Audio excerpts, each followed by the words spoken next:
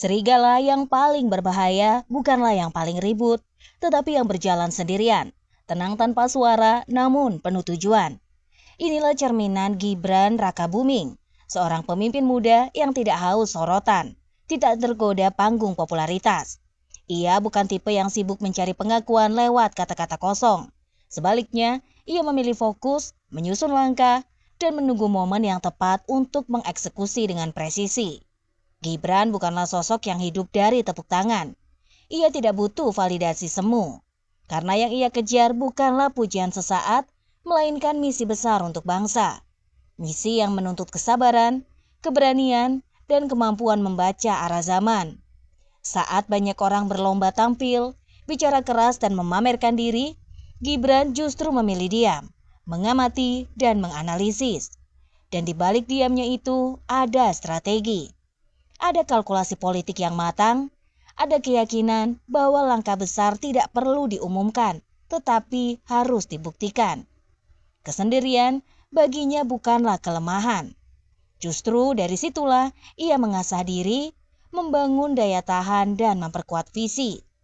Kesunyian bukan ruang kosong, melainkan arena tempur. Medan yang membentuknya menjadi sosok yang semakin solid, tanpa distraksi, tanpa basa-basi. Maka jangan remehkan ketenangan seorang Gibran Rakabuming. Karena justru dari ketenangan itu lahir kekuatan, dan dari kekuatan itu muncul keberanian yang menantang arus, melawan keraguan, dan mengeksekusi gagasan besar bagi Indonesia. Belajarlah dari Gibran, bahwa pemimpin sejati tidak perlu banyak bicara. Ia cukup hadir, bekerja, dan membiarkan hasilnya yang berbicara. Gaya lone wolf Gibran bukan sekedar karakter pribadi, melainkan strategi politik yang berlapis. Ia memahami bahwa di panggung kekuasaan terlalu banyak bicara justru membuka celah.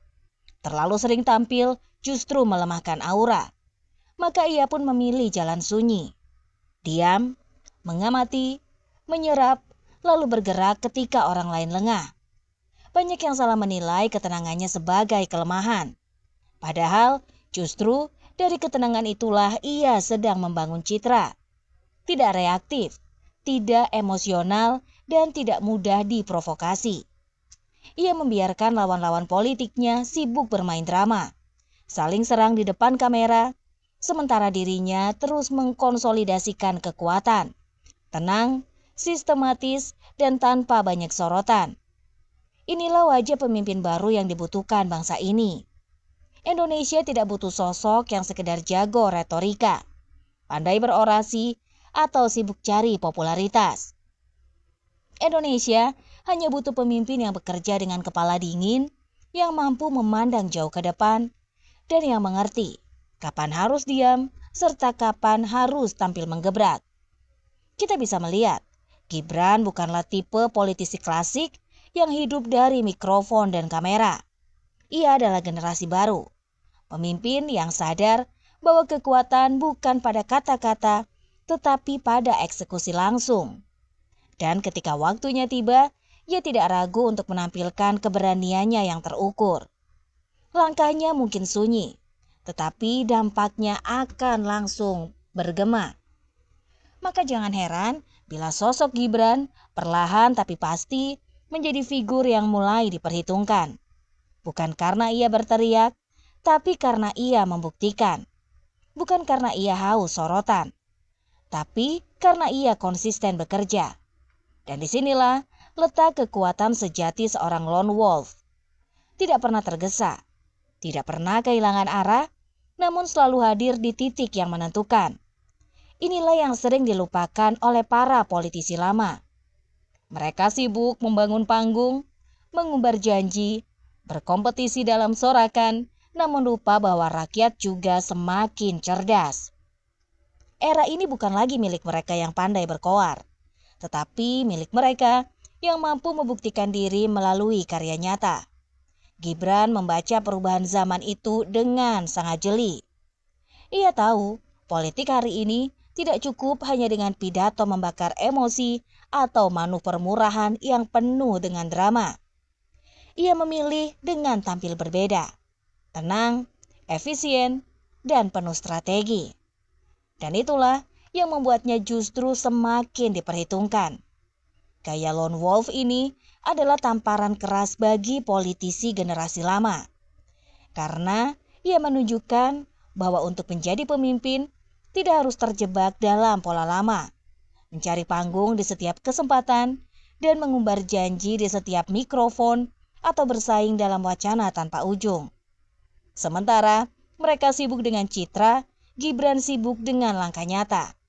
Lihatlah, ketika banyak politisi terjebak nostalgia dan mempertahankan gaya usang, Gibran justru membentuk brand politik baru.